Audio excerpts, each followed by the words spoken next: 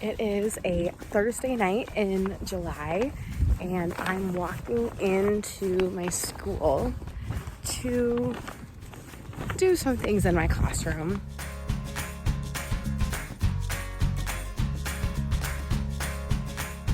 Okay, so here's the situation we got going on now. I have a blank bulletin board. I'm gonna change that. Got my sign language alphabet. The boards are all clean. All my chairs and wobble stools are stacked. It's just all put away for the summer.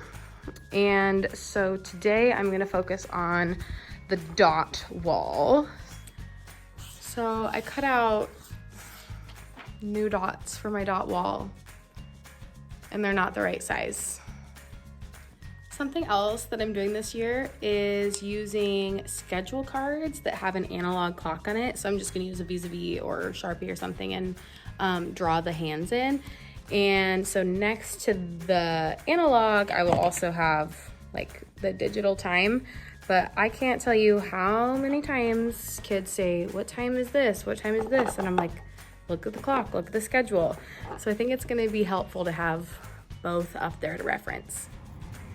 So I'm gonna spray with this matte clear cover so that when you look up at these on the board, there's not a glare on them.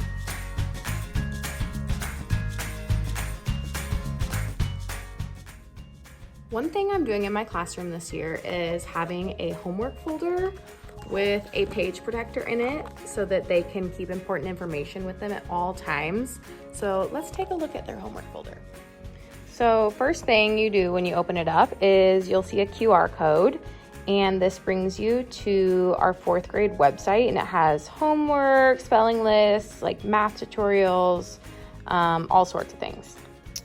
Then over here we have their August homework schedule. So this gives them a day-by-day list of what they need to do for homework and tells them exactly what page we're on.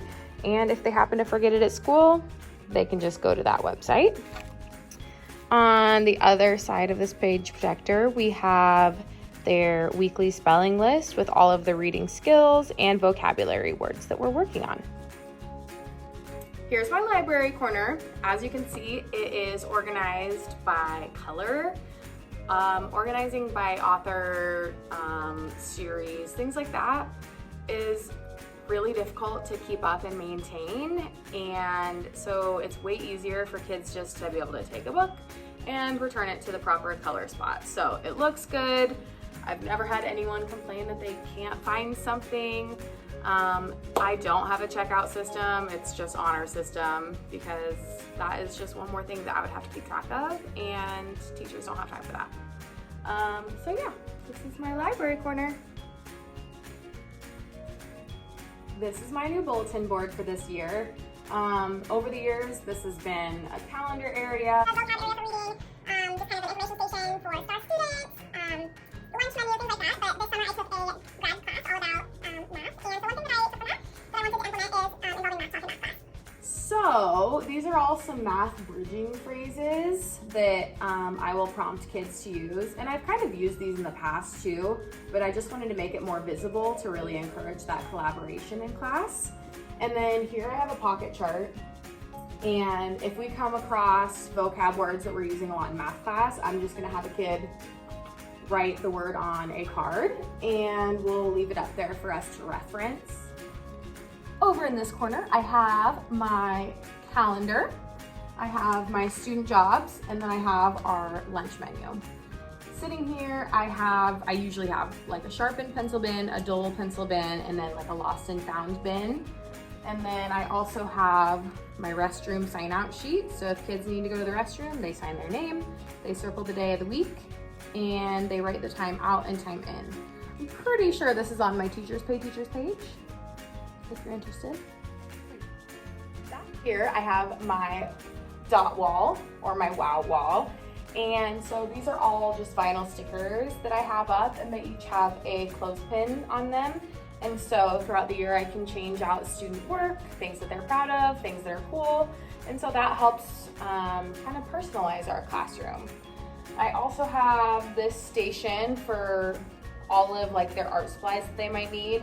So in each of these little bins, they're old and dirty, they have markers, colored pencils, crayons, scissors, and a glue stick. And then down here I have student whiteboards for whenever they need that. Clipboards, those headphones will be at their desk, not in a big pile. And then I also have paper for spelling, writing, drawing, things like that. So that's my back station. Something that's new in my room this year is this nifty little rolling desk cart. I bought it off of Amazon during Prime Days. It was on sale. It was like half off for like 70 bucks. Took a couple hours to build, but I'm really excited to be able to be in front of the class with my laptop. I can like store some supplies down at the bottom. So I think this will just help me be a teacher who can move around a lot more rather than just sitting in a spot if I'm teaching. I mean, I don't usually sit, but this just makes it easier to be up and moving around. So over here, I have all my copies, and my teammate and I have actually already printed all of our copies for the entire semester. And so it's pretty heavy. I just organize them by subject. Some teachers go by days of the week, but when I've done that in the past, I don't actually put the proper things in the days of the week. I end up just grabbing them from the subject. So this year I am just doing subjects. I'm not trying to be cute and organized with the days of the week because I know that I'm not gonna do it. So why waste the drawer space?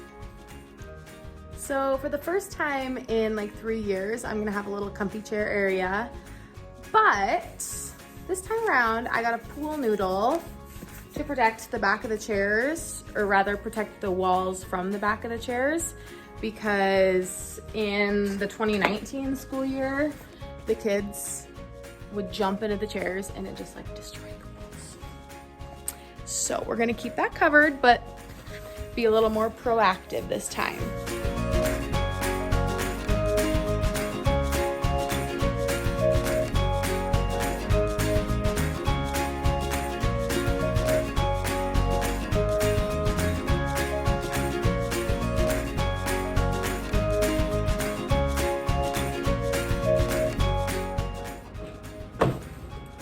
Here, I have a table full of stuff that I don't feel like dealing with yet.